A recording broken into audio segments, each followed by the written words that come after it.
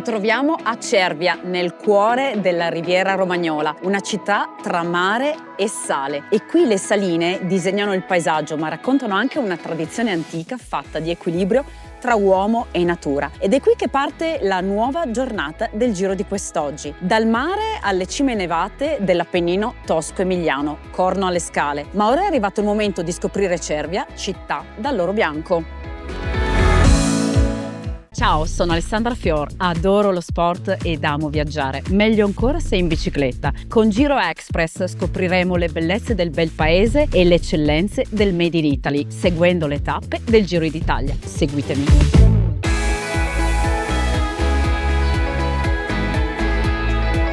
Ciao Chiara! Ciao Alessandra, benvenuta a Cervia. Grazie. Dove ci troviamo in questo momento? Qui ci troviamo di fronte alla Torre San Michele, che è stata costruita alla fine del 1600 a difesa dei magazzini che conservavano l'oro bianco di Cervia, il sale. Perché oro bianco? Oro bianco perché una volta i cibi erano conservati tramite il sale, ma soprattutto perché la parola salario deriva proprio da sale, quindi era una moneta di scambio molto importante. Questo è il canale che nel 1700 portava l'acqua dentro le saline che si trovano più all'interno per fare il giro delle acque e produrre il sale e poi le riportava fuori. Ma queste saline si riescono a visitare? Assolutamente, se vuoi ti accompagno. Volentieri. Andiamo. Questo cos'è? Questo è sale, Alessandra. È grigio però. Certo, perché quando viene raccolto il sale è ancora sporco del limo delle vasche di deposizione e per ultimo viene lavato e poi è pronto per essere insacchettato e mangiato. Ma senti, la caratteristica del sale di Cervia qual è? È quella di essere un sale dolcissimo. Chiara, allora raccontami il ciclo del sale. Il ciclo quindi funziona in questo modo: l'acqua entra e attraverso le vasche con l'evaporazione diventa il cloruro di sodio, il sale da cucina. L'acqua dentro le vasche di pochi centimetri, questo perché favorisce l'evaporazione che però genera delle correnti d'aria calda e quindi si crea anche il ciclo del vento. Quindi il ciclo dell'acqua aiuta il ciclo del vento che mi richiama il Giro d'Italia che deve continuare. Assolutamente. Continuo il mio viaggio.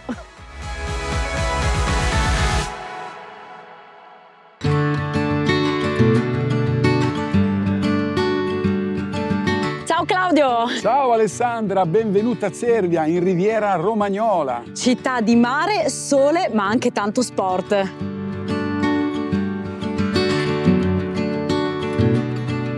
Benvenuta sulla nostra terrazza del mare. Una visione splendida e vedo anche dei campi da beach volley. Cervia, sai che nel 1984 ha portato il primo torneo di beach volley a livello internazionale e dal di lì è partita la grande palestra all'aria aperta. Dopo il beach volley molti hanno capito che l'estate, la spiaggia, il sole può essere anche l'opportunità per altre discipline, così come il beach soccer, così come il foot volley e poi vabbè il mondo del triathlon con il grande Ironman più grande al mondo a fare le tre lunghezze, il corto, il medio e il lungo, che al mondo nessuno l'ha fatto. Ma cos'è la forza? La forza di Cervia, la forza dell'ospitalità dei nostri alberghi, della Romagna, della Piadina. Credo che Cervia in questi anni abbia capito che intercettare le motivazioni sportive possa aiutare a riempire, specialmente nei periodi di inizio e fine stagione. Quindi anche ciclismo, passa il Giro d'Italia.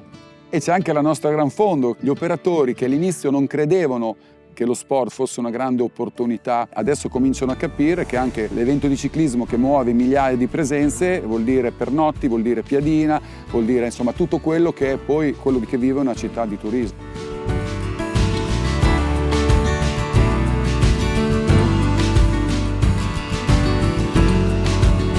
Ciao Alessandra, benvenuta al Museo del Sale. Oscar, ma qui è bellissimo, dove ci troviamo? In un ponte.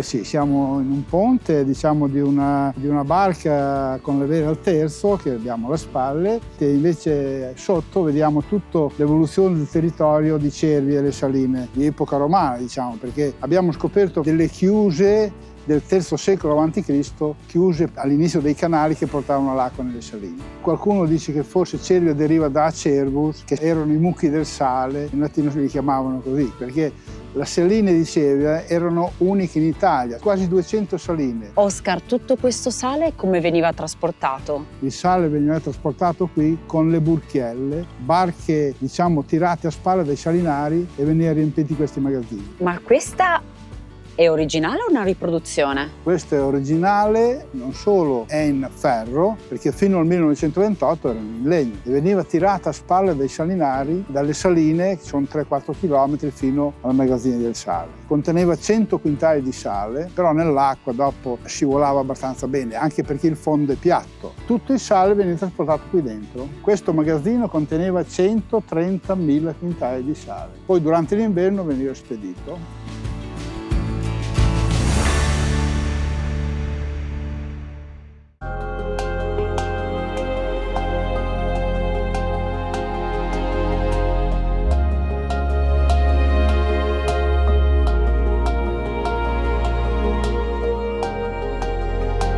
Ciao Barbara! Benvenuta al Corno alle Scale. Questa è l'unica stazione sciistica dell'Appennino bolognese, comprensorio del Corno alle Scale, che è all'interno del Parco regionale del Corno alle Scale, quindi un paradiso di biodiversità. Ho una curiosità, perché si chiama Corno alle Scale? Si chiama Corno alle Scale perché la montagna ha una conformazione particolare, sembrano proprio dei gradini di sasso per raggiungere la vetta dove si trova la croce. Se noi andiamo sulla cima del Corno alle Scale possiamo vedere a 360 gradi sia il Mar Tirreno che il Mar Adriatico che le Alpi. Barbara, in cosa consiste il comprensorio di Corno? Il comprensorio del Corno alle Scale si dispone ad anfiteatro ed è una stazione sciistica particolarmente adatta per i bambini e le famiglie, con 35 km di pista e 6 impianti di risalita. Soprattutto sci, e qui siamo a casa di Alberto Tomba. Esattamente, questa è la culla di campioni olimpici. Qua abbiamo la tomba 1 e la tomba 2 inaugurate in onore di Alberto Tomba, e poi abbiamo un'altra campionessa olimpica che è Flora Tabanelli. Qual è la sua specialità, vogliamo ricordarlo? È il freestyle. Quindi diciamo che questo comprensorio è patria veramente di campioni eccezionali.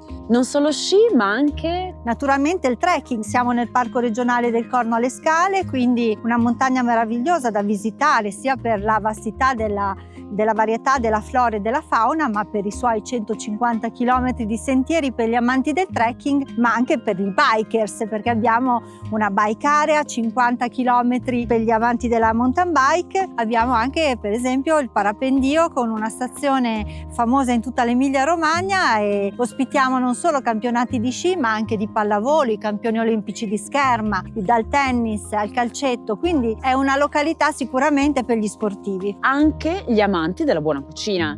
Esatto, la buona cucina emiliana è famosa in tutto il mondo e anche noi non siamo da meno. Abbiamo prodotti del sottobosco eccezionali, proprio come l'oro nero del Corno, che è il mirtillo famoso del Corno alle Scale, i funghi porcini, i tartufi e tantissimi altri prodotti. Quindi Barbara, possiamo dire che lo sport traina l'economia del turismo? È proprio così, ma siamo veramente orgogliosi di poter ospitare il Giro d'Italia. Mai avremmo pensato di avere questa fortuna e sarà una vetrina importantissima. Questo comprensorio sostiene l'economia turistica di tutta la valle. Siamo una località poco conosciuta ma particolarmente evocata per lo sport. Amo tantissimo il trekking, oltre al ciclismo, perciò non mancherò di visitare Corno anche dopo maggio.